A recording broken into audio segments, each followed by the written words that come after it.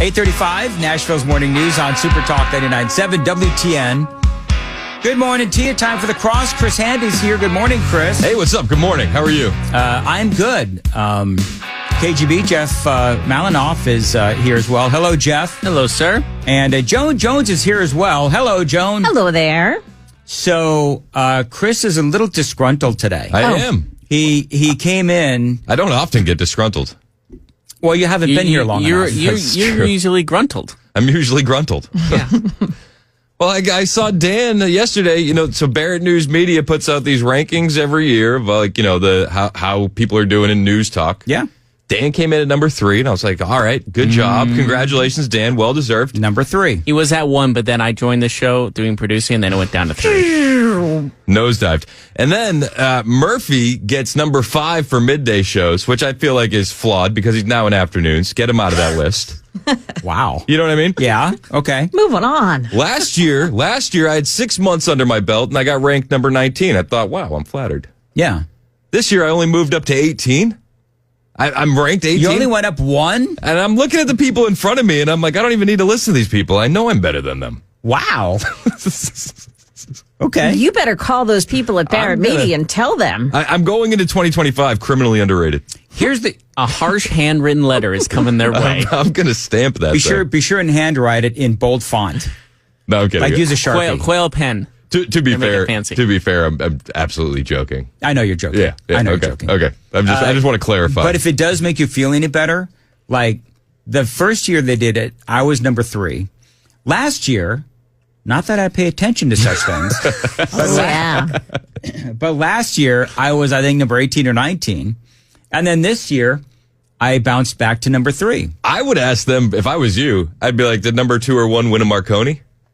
That's what I would ask. Mic drop. There is no way I would ever do that. I would drop. I might add that as a PS in my email that I send them. By the way, I noticed number 2 and number 1 on the morning show rankings didn't win a Marconi. So I will say the guy that's at number 1 is a guy that I've admired for years. Okay. Did he win a Marconi? I don't know. I would think that he has because he's really good. Okay. I don't know about the number. I don't even know who was in number 2. See? I feel kind of bad actually now. Whatever. Hey, moving on.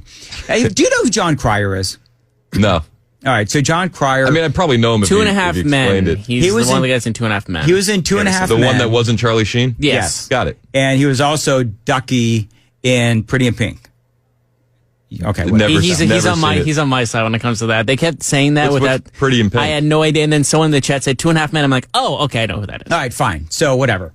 What was Pretty in Pink? Don't bury the lead. Molly Ringwald was in Pretty in Pink. Oh, it's one of those Breakfast Club Rat Pack things. Yeah, she was madly in love with Jake. Was that Joan? Was that Pretty in Pink or was that 16 Candles when she was in love with Jake? I remember 16 Candles. 16 Candles, because Netflix had just come out, and we got that DVD mailed to us, and I was about, like 11 years old, and I remember that scene in the shower, and I was like, this is PG? Scene in the shower? You said 11 years old in DVD. Where the chick, you see boobs. It's a PG movie, and you see boobs, and I remember being floored, and my mother was right next to me. She's like, oh my gosh. And she ran to the TV and tried to block it. Oh my goodness gracious. Okay. She's in therapy ever since. I slept my 11-year-old son see boobs. I remember 16 Candles. That's funny. If we were on a podcast, we could do bet I can't even. Can I do this? I'm not even going to be in the Barrett top 10 after I do this. Best movies where when you were younger, you got that first shot of breasts. Yep. Oh, I remember it. Do you? I sure do. So I like this movie. So, but Fast Times at Ridgemont High was for me. Oh my gosh. What about you, Joan? Yeah, so the whole breast thing does not really, But do you remember? It had to be that 16 Candles. It wouldn't have had the impact on Joan. Like it clearly had an impact on Chris and I, because in Fast Times at Ridgemont High, I think that was 85, 86. Yeah, I think. And to be honest, I don't know if I had Anyway. Hey, listen, for my kids, it was watching the Super Bowl and having the malfunction. Oh, Janet Jackson. Janet Jackson. My boys. I remember running in front of the TV like, oh my goodness, what just happened? Really? Because I rewound. Mine was Dukes of Hazzard, the 2000s remake of Dukes of Hazzard. Because my brothers brought the DVD, the unrated version. Remember, they had unrated versions back in the day. So I was like, oh, cool, I've seen this movie. I'm going to watch it with my brothers. And then they go into, I think, University of Georgia dorm rooms. And, yeah. Right. I didn't know they had an unrated version of that. Yeah, they do. I didn't know they had a rated any version of that. They did a remake Chris of... would like to borrow that Yeah, tomorrow. it was with, God, what's his name? Johnny Knoxville and who's the other guy? I was just looking at the text line. It said, maybe if Chris Hand didn't spend the first half of the year pissing off all DeSantis supporters, his show might be slightly more successful. How dare you? I love it. I'll spend the first half of this year, too, if you dare me. Man, that was so- a heel turn right there. So John Cryer, real quick, he and Bill Maher, they're talking, and Bill Maher, as you know, is a progressive, and John Cryer is a dummy progressive. Okay. And so they're talking about a number of different things, and Cryer, he comes out looking really stupidly woke on this, to the point where he's just irrationally dumb. And so he went viral for the wrong things, because people are pointing out how absolutely just categorically ignorant he sounds, including this moment. The whole country was like, I mean, I think the biggest issue for the election, one of the biggest ones, was Democrats pointlessly, totally just punted on immigration and let anybody who wanted to walk in for 3.5 years did. And, you know. Well, I think they would probably disagree. The people walking in probably felt like it was a little harder. No, actually, there's a great 60 Minutes piece on it where the border, I mean, you don't get 8 million people here by making it difficult. But there's you see they're walking through and the border guys are just watching them do it. They're just watching them walk past. You never saw that? I did not see that. See, that doesn't get in the liberal media. That's the problem, is the bubbles we live in. Facts. I love that Bill Maher called him out. Yep. Because people like John Cryer, I mean, let's just be honest. I mean, they are purposefully ignorant. I also like the humility Maher had. He said, that's the bubbles we're in. Okay, yeah. Yeah, because he's talking about his own party. I have not heard this one yet. KGB pulled this for me. You want to set this up? Okay, so is this the last one I just sent you? Yeah. So they were talking about how Kamala lost, and his excuse is basically anyone in their, like, the classic bubble excuse. You'll play it. I can't do it justice. The super woke. That's like, I'm not woke enough for them. Yeah, but like, I think I had it right. Like, that kind of stuff is what lost the election for the Democrats. It's in all. Maybe part of it. I don't know. I think a lot. They have polling on it. I think it's inflation. I think Americans hate inflation. That's certainly what they hate part of it. inflation. They hate riots, and they hate black women.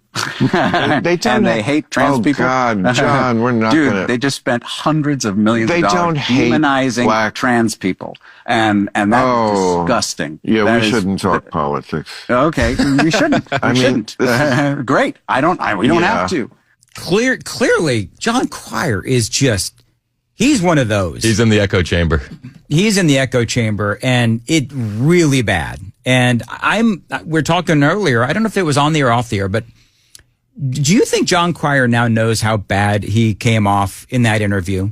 No, he probably feels like he went full white knight and he defended the honor of trans people. He's like, I owned it. Yeah, 100%. Is what you're saying. And this is why Maher is respected on both sides of the aisle still, because he calls balls and strikes probably better than anyone right now, and just with mainstream media right now. He's really good at that. And, he's a classic liberal. We'll disagree on a lot of stuff, but he's intelligent enough to know when he's right or wrong. I think the point that you should underline there is classic liberal. That is far different than these radical left progressives that we have now.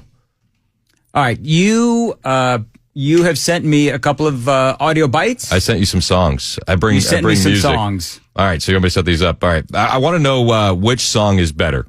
The first is an anti-Trump video created by former CIA analyst Molly Berkeley Fletcher.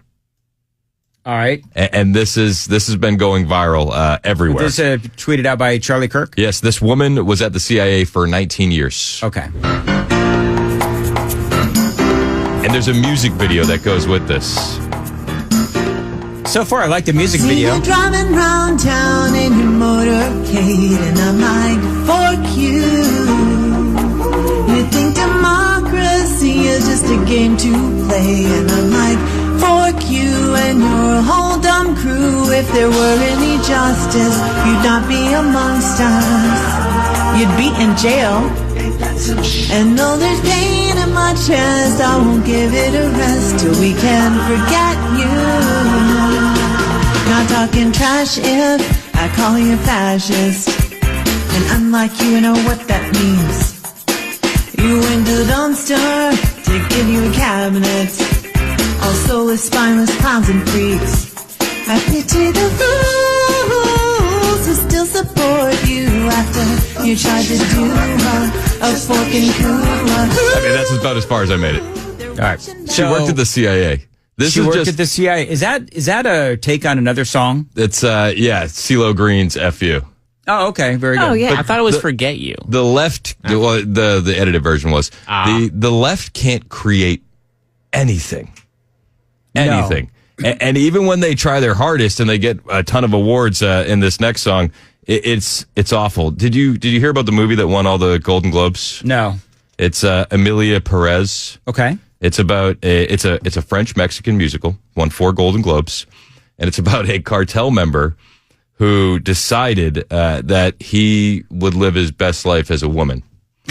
So this won 4 Golden Globes. Of course on it did. Sunday. Of course it did. And one of the biggest hit songs was him. This song about his neo-vagina surgery. Okay, let's listen, shall we? From penis to vagina. Is it for you? For me? What would you like to know about it, madam? I want to know it all. What is the protocol, the techniques and the risks? How many operations? How much time do you need? Mammoplasty. Yes. Vaginoplasty. Yes. Rhinoplasty. Yes. Laryngoplasty. Yes. Mammoplasty. Yes. Vaginoplasty. Yes. Rhinoplasty. Yes. Laryngoplasty. Yes. Control laryngoplasty. What is that? Adam's apple reduction.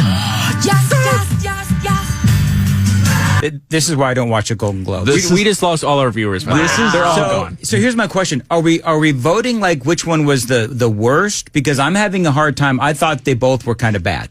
They're awful. They're awful. The left can't create anything worthwhile. No, they can't. That was pretty bad. I lost the will to live a little bit. The production qualities were far better than the CIA analyst song. I'm sure, but just I got to take a walk or something, man. I got to just evaluate my life choices. I'm gonna on the way home. I'm gonna listen to some Ozzy, just as a palate cleanser. You know what I mean? Because that was really bad. No, Toby Keith, Angry American. That's what you got to play on the way home. There you go. There you go. Very good. Hey, did you hear the big news about Facebook? Yeah. Chris doesn't care because he's too cool for Facebook. I just don't believe it. I'm not impressed. They're losing all their customers, and now they have to pull a 180. Yeah, but they may be losing their customers there, but they haven't lost them at Instagram, right? So, and they are making the same changes at Instagram. So I think it's like Meta's not just Facebook; it's a bigger company. Yeah, I don't buy the face change. The face change. Face change. The face change. Just for the record, The about face. we've gotten some posts of saying the show went from number 3 to number 106. It's just for those 2 songs alone. Just in the last that last couple of seconds. Very nice. Jason said I'm going back to number 19 too. No more Marconis for me. Thanks, Chris. Well, so I did a test because I've been on Facebook terribly throttled. I mean, anytime that I would post anything political. So I went ahead and posted something very political on my Dan Mandis Show Facebook page. I asked people to follow me and to tell me if they saw it. And so a lot of people have said that, yes, they did see it. So I'm inviting people, if you want to, if I'm not being throttled, I will absolutely go back to Facebook and stop posting videos about my dog. But I actually my dog's okay. I love my family, so I'll continue to post about my family too. The dog's okay. Dog's okay. Jury's still out on the dogs. I get mad at him every time there's a storm comes and he pees on the carpet. Yep. I can imagine. Which is why I love Zero Res. All right, very quickly. Oh, boy. Did we decide how we're going to do the trivia? You want to do it with a listener as well?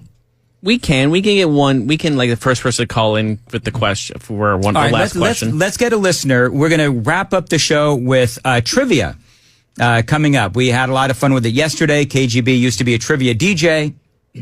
So phone lines are open. We need one person to call. And we're going to participate in trivia because yesterday was so much fun. So we'll do that coming up. 615-737-9986. 615-737-WWTN. Dan Mendes here. Guys, if you're feeling tired, motivation just isn't there, maybe some weight gain and muscle loss, these could all be signs of low testosterone. And it is time you find out for sure with my friends at Low T Center.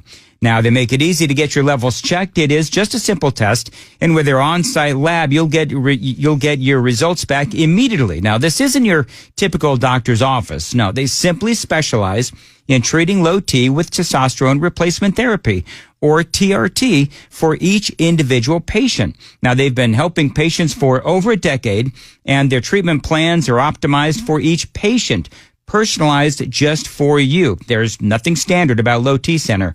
Everything is customized for you. And by the way, for current patients, Low T Center offers you a $150 referral credit for each new patient that you refer. And at Low T Center, you can also get your health evaluated for treatment with prescription GLP-1 weight loss medications. So get back to your best. Go to lowtcenter.com to book your appointment today. That's lowtcenter.com. Low T Center, reinventing men's healthcare.